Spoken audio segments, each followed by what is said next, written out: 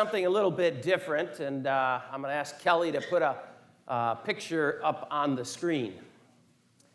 This is a photograph that Time magazine has deemed one of their top 100 most influential photographs of all time that has ever appeared in Time magazine. One of the top 100 most influential. In 1993 is when this particular photograph was taken. It was taken by a young photographer, all of about 28 years of age. And he spent a lot of time on the war front in Sudan, Africa, when they were going through the civil war over there. And of course, because of that, there was a lot of starvation. There was a lot of families that were destroyed. This particular photo, it was entitled "A Little Girl with a Vulture," but it's not really a little girl. It's a little child, a little boy, is what they actually came out and said it was. But this was taken in 1993, and this young man, this photographer, I think he was moved a bit by this. And he took the picture, and then he wanted to do something, but he didn't know what to do. At one point, he went over and he shooed the vulture away, but yet it came back. This little child, along with others, they were on their way walking to a United Nations food station where they were looking to get some food, but so malnourished and so weak, she had to pause and bend over. He had to pause and bend over. Like I said, the young man, the photographer, he didn't know what to do. And he was kind of overstricken with anxiety with this. And in 1994, because of this photograph, he received one of the highest honors of any photographer, and that's a Pulitzer Prize. He received in 1994 a Pulitzer Prize for this particular photograph. You would think that this success would take and put him up here and just glowing and just thinking about all this great success he's received because of taking this photographer. Or photograph. That is what a photographer, in the news or media, they look for that prize, and then they know that they've reached, the highest point in their career. That's success. I can tell you 4 months after he received the Pulitzer Prize, unfortunately, this young man ended his life because he was so overstricken with anxiety about the fact that he did nothing. And this photograph lives on in infamy, because of that success that Time magazine gave him, but yet it crushed him. It crushed him. You would think, again, that success is everything. And I think that, we all look to do that in our lives, to reach that highest point of success in whatever it is we're doing, whether it is as a family, as a parent, as a child, in the work, world. We try to reach that point of success. But my brothers and sisters, I can tell you that success is really all about you.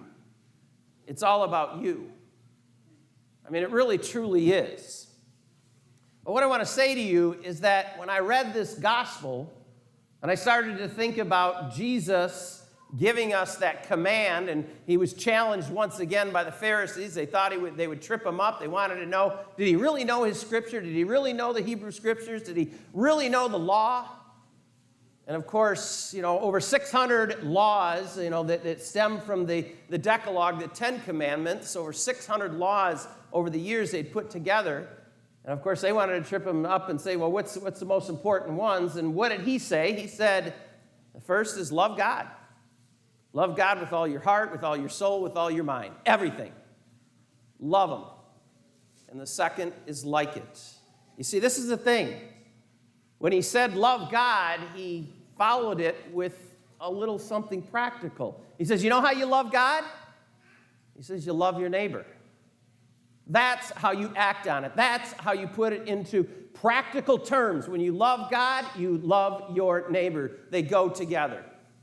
The first commandment, the second commandment are like the same. That's what he said to us. In this particular photo, in this particular story that I just shared with you, success is one thing. But when we love God and we love our neighbor, we also do something else, and that is we become significant. We become significant. God is not against your success. But does your success lead to significance? Does your success lead to making a difference in the lives of another person? Because that's what it's truly all about. When we're talking about becoming a disciple, when we're talking about, getting close to God and having that personal relationship with God, loving is one thing, but if you don't love the other, then you're not giving it your all. You're not giving it what God is asking you to give. And sometimes I know that's difficult. Because we come here and we say, put God first. That is true. Put God first. That's what Jesus is saying by making that the number one great commandment. But what flows from that is how you treat the people in your life, the people that you're surrounded with. Look at what St. Paul writes to the Thessalonians. He's actually patting them on the back and saying, you're a great community. You're not having those problems that they were having in Ephesus. You're not having those problems, that they're having in Corinth. You're not having those problems that they're having in Rome. You guys are doing what you're supposed to do. You're loving God and you're loving your neighbor. You're taking care of each other. And everybody's looking at that church in Thessalonica and they're saying, we want what they have. We want to be like them. We want what they have. You've heard this before, and Father Dave's used it, and several times. I think I've used it in preaching. But what I love is the fact that, like Thessalonica, the gospel, the only gospel that somebody might read today, the only gospel that somebody might read today is you. Is you. And you got to think about that. Because what Jesus is telling us today is exactly that. Project that gospel, reflect that good news of loving God and loving others. And that's going to be the significance. That young man who took that photograph was crushed because he missed out. Success was everything, but significance was not. Now, I'm not telling you don't be successful, but what do you do with that success? Are you becoming significant? Are you making a difference in the world out there? Because I can tell you, if you love God, but you're having struggles in your marriage, you're not doing it right. If you love God and you're not a good parent, you're not doing it right. If you love God and you're having trouble with people at work or you're treating people bad, you're not doing it right.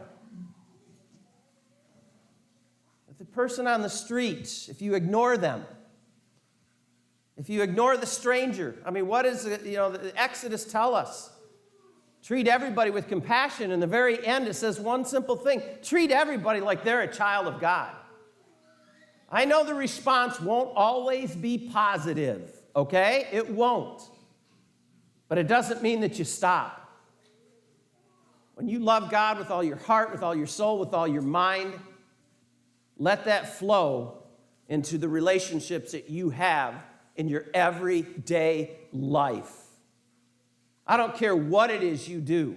I don't care where it is you're at. I don't care who's in your life. Let it flow to that.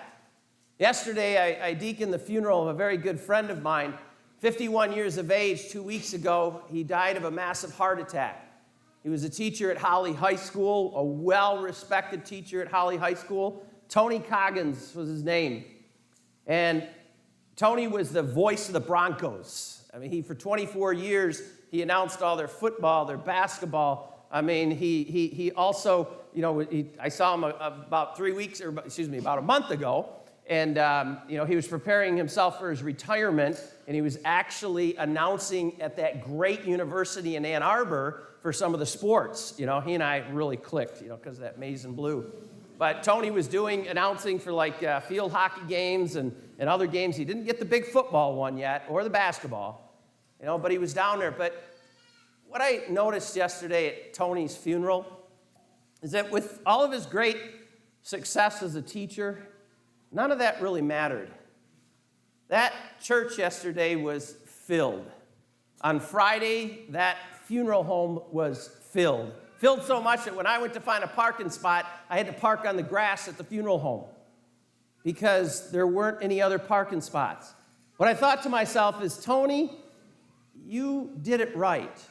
And he was a very faith-filled young man, but he did it right, and he made a significant contribution. He was significant to the lives of students, other teachers, to so many people.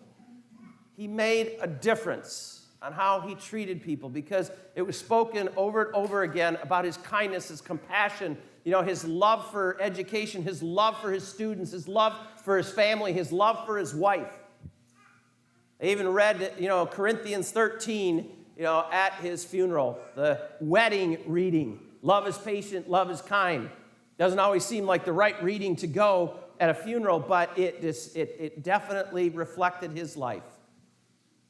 It definitely reflected his life. My brothers and sisters, it is hard sometimes. When we say love God, it also means love others. You got to look beyond that. Like I always say, it's real easy in here. But our mission is when we leave here today. It isn't about being successful out there. It's about being significant. So today we challenge ourselves to walk out of here and to say, I love you, God, and I'm going to be significant. I love you, God, and I'm going to be significant.